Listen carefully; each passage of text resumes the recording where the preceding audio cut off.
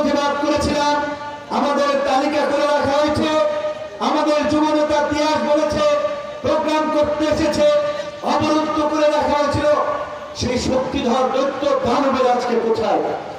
এই যশোরের আরেক কুখ্যাত সন্ত্রাসী সীমান্তবর্তী এলাকা হওয়ায় মাদকের ভয়াবহ করল গ্রাস, ভয়াবহ থাবা, এই শাহীন চাকলাদারদের সন্ত্রাসী কর্মকাণ্ডে এই রকমের একটি শিক্ষা সংস্কৃতির অগ্রগামী জেলা যশোর একটা চাষের নগরীতে পরিণত হয়েছিল।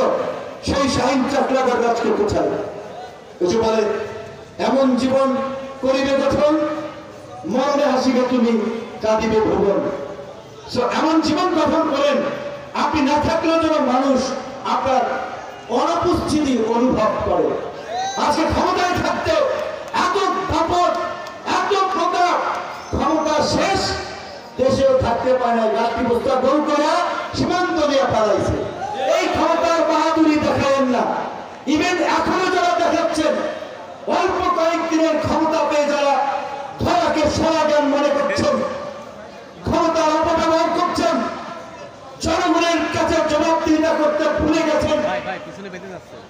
পতিত স্বৈরাচারের দোষরদের দিকে তাকান।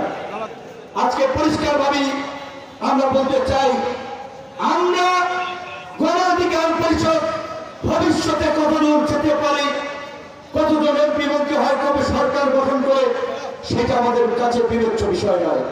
আমাদের বিবেচ্য বিষয়, আমরা এই দেশের দুর্বৃত্তায়িত রাজনীতির পরিবর্তনে যে আওয়াজ তুলেছি, রাজনীতিতে নতুন ধারার যে স্লোগান তুলেছি, সেই স্লোগান প্রতিষ্ঠা করা। আমাদের দলের যে স্লোগান, জনতার অধিকার আমাদের অঙ্গীকার, আমাদের অঙ্গীকার দেশের জনতার, সেটি শুধুমাত্র স্লোগান কিংবা কথায় নয়, কাজে পরিণত করতে হবে। রাজনীতিকে দীর্ঘদিন ধরে লুটপাটকারীরা আজকে জমিদারি প্রথা বানিয়ে রেখেছিল।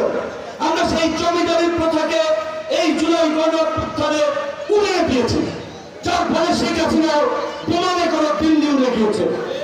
কাজেই শেখ হাসিনা ওই জমিদারি তন্ত্রের লুটপাটের রাজনীতি দিল্লি নিয়ে গেছেন। এই দেশে আর লুটপাটের অপরাজনীতি চলবে না। এই দেশে এখন জনগণের রাজনীতি চলবে।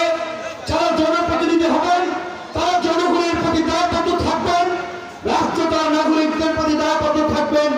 পুলিশ, র্যাব, আইন শৃঙ্খলা